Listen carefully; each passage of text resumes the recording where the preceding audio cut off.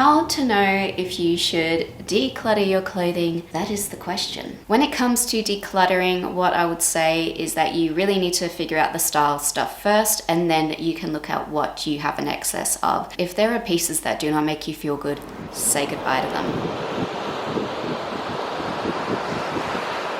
Of course, I have listened to your video requests.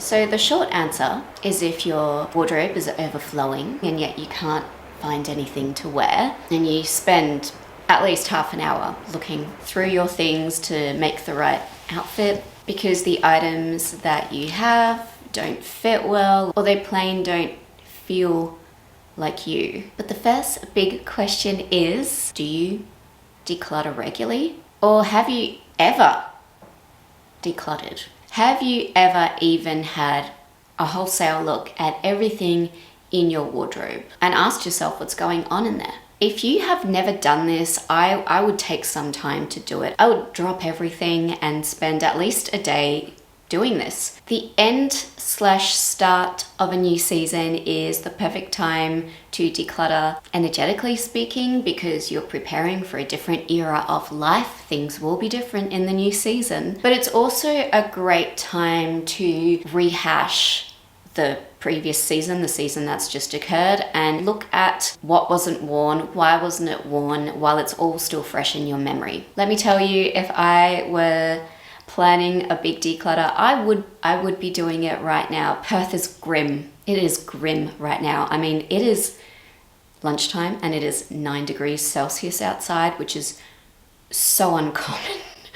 That is so cold for a winter's day in Western Australia. We are having a record-breaking winter.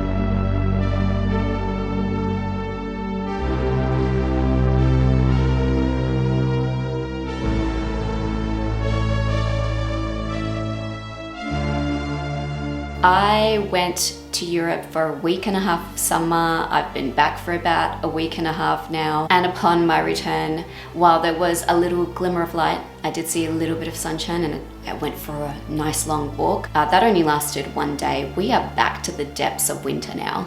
I am still elated by my European travels, so I definitely have no regrets about going. I would be struggling right now had I not taken this little break from winter. It was such a good investment in my personal joy. As much as I worked a heap right before I left, I've somehow ended up working a heap upon my return, and I don't think I wouldn't have been able to cope had I not had my little reset.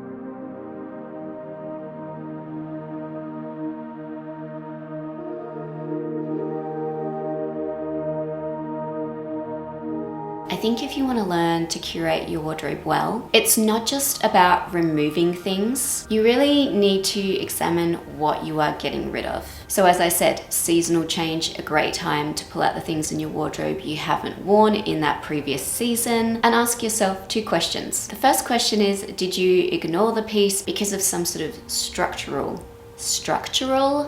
issue? I don't know why that word feels weird in my mouth today. Is it cut wrong? Is there something about the color, quality, the comfort, etc., etc.? And the second question is, if it's not the piece's fault, is it the context of the rest of your wardrobe? Maybe the vibe was just wrong and didn't work with the rest of the things that you have. Maybe you're someone who struggles to wear high quality things, like maybe it was too good for you to wear. Maybe it just didn't work with things that you have. If you determine that the issue with the item is in category 1, something that's structurally wrong, then it's probably a good idea to just let the piece go, especially if you can't find a way to remedy the issue. If the problem is the wearability because of other circumstances in your life, I would put this piece aside for now, and we'll get back to that piece later in this video.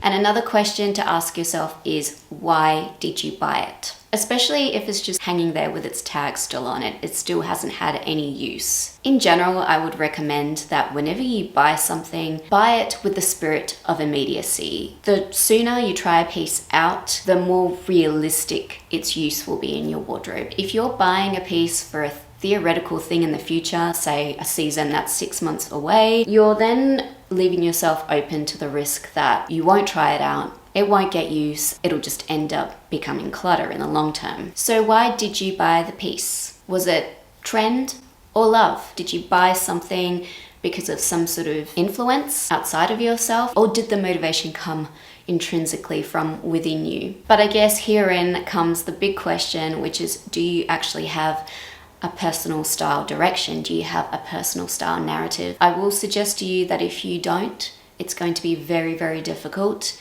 to keep your wardrobe cohesive and to find joy within it. And if you're not sure if you do have personal style, here's a bit of a test for that. Let's just say you pull out 20 pieces from your wardrobe that are not getting worn. In amongst those 20 pieces, you cannot see consistency. You cannot see a pattern. When you think of the vibe of each of those pieces, they really have nothing to do with each other. Every piece is going in a different direction. And maybe even looking at those 20 different things, you can't decide if any of them suit your direction, and you just feel question marks when you look at everything. Wardrobe uncertainty is maybe an indication that you don't really have your style figured out. And what I would do before you do anything else is to figure out what your style really is. And perhaps if you are in that place, I would be a little bit more delicate about what you declutter, and I would spend more time analyzing and considering rather than necessarily just getting rid of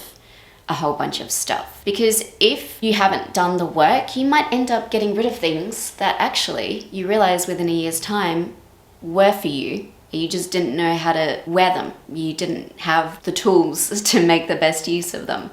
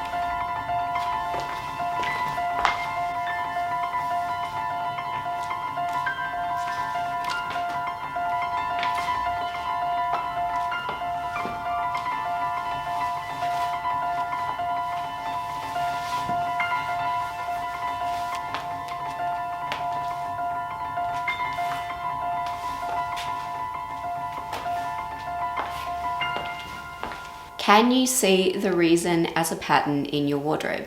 So when you do look at what you are decluttering, and I've already given you some questions to help you consider why you are decluttering, but there could be other reasons. You know, maybe you just bought something because it was on sale. Whatever it may be, I would take some time to write down some notes about why you are decluttering particular things. Start looking for patterns. Start looking for patterns in between the pieces that you are decluttering. Maybe there are 5 things that you bought just because they were on sale. Well, if that's the case, maybe examine your relationship with scarcity. So by questioning why you bought certain things or why you can't let go of certain things, you can find out so much about yourself. Oh, hello!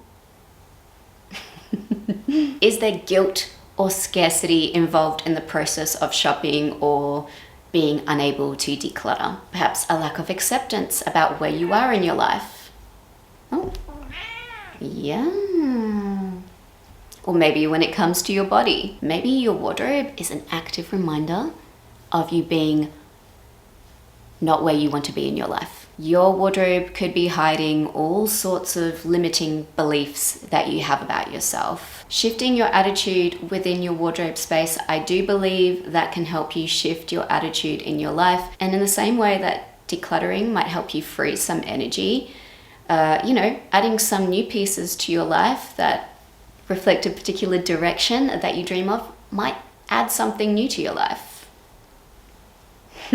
What I will say is that you need to be real with yourself about what is in your wardrobe and why it's there if you want to make some sort of movement or evolution in your life. Oh my God, it is getting so dark.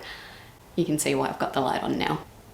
Movement and evolution does come from that initial curiosity of where am I, what am I doing, and why. Okay, circling back to the beginning of this rant video, let's think about those items that were usable in your wardrobe, but you didn't wear them. They're the pieces that you've decided are good pieces ultimately, but there's something about the rest of your wardrobe, the context of your wardrobe, or maybe even your life,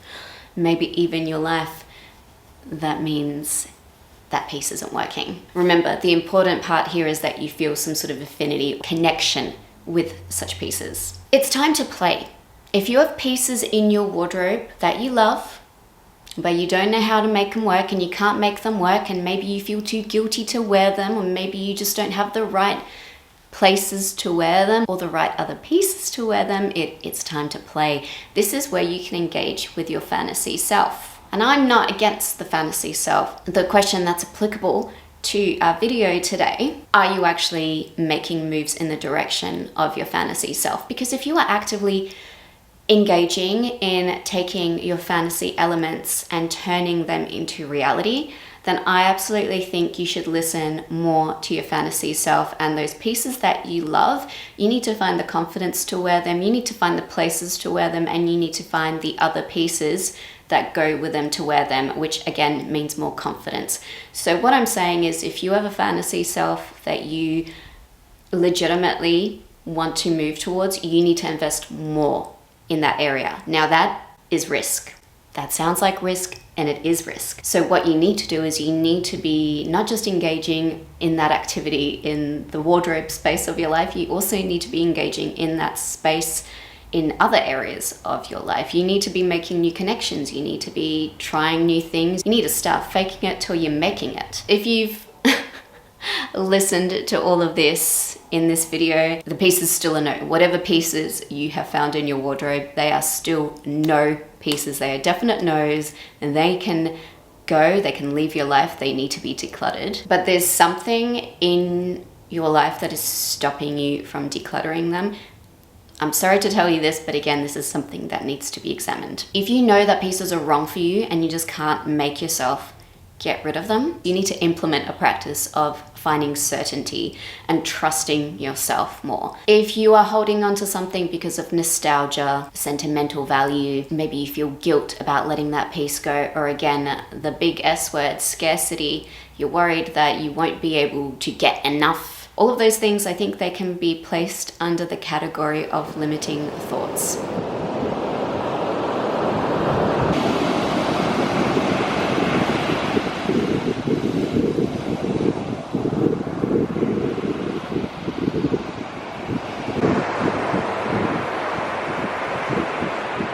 So here is another opportunity to learn about yourself and expand your own horizons. I cannot tell you if your reasons for irrationally holding on to things are rational or not, because I don't live your life. But you need to figure out within yourself that rationality. What are the things that say no to you in your own mind and stop your progress?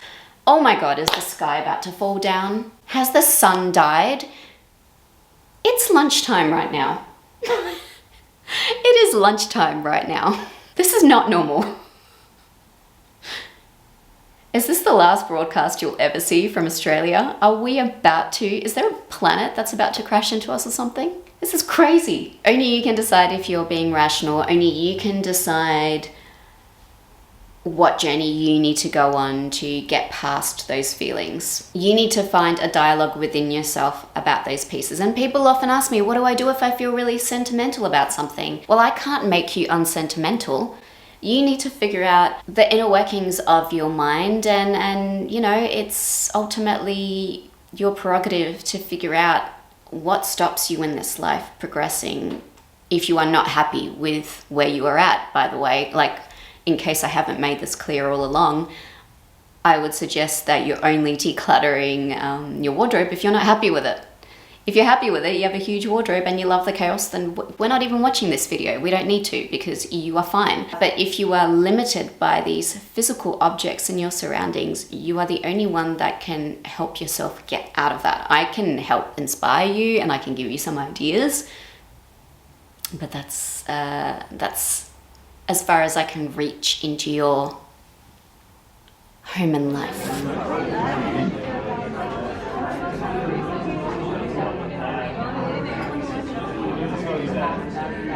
Well, thank you so much to Hannah for buying me a coffee this week. Hannah has some questions, and instead of privately responding, I thought I would why don't we chat about it out loud in public. So thank you, Hannah, so much for supporting my work, and thank you so much for asking a question. The question is, any more travel plans? Your views on tropical destinations and the Northern Territory, that's the NT, it's a state in Australia. So let's start from the end bit. I feel no affinity to humid places. I don't get excited about tropical places. I actually detest humidity, and something happens to my skin in humidity as well, where I actually get breakouts. I guess my pores hate it. When we have had periods of humidity, I have not felt well.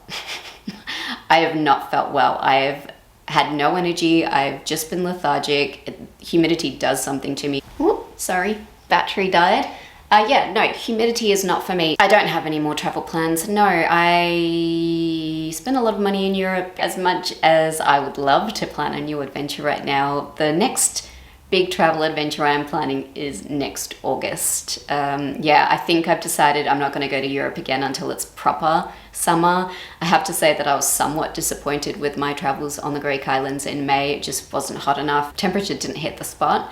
And so I think to, not have that situation again, I would definitely only travel again in August of 2026. In that future scenario, I have some ideas of what I want to do, but this year I have definitely spent my travel budget by far. No, I will not be traveling far. In fact, I am on a bit of a frugal journey for the next 6 months. Well, and when I say 6 months, I mean till the end of the year.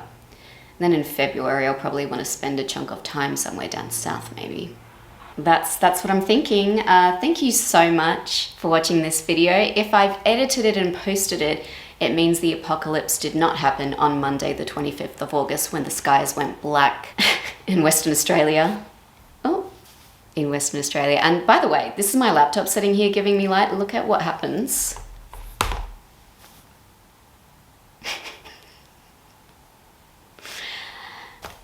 I mean, this is what the light is like at 6 p.m. So thank you so much for joining me. Thank you so much for supporting my work. Thank you for asking the questions. Kisses from a dark, dark Western Australia. Bye-bye.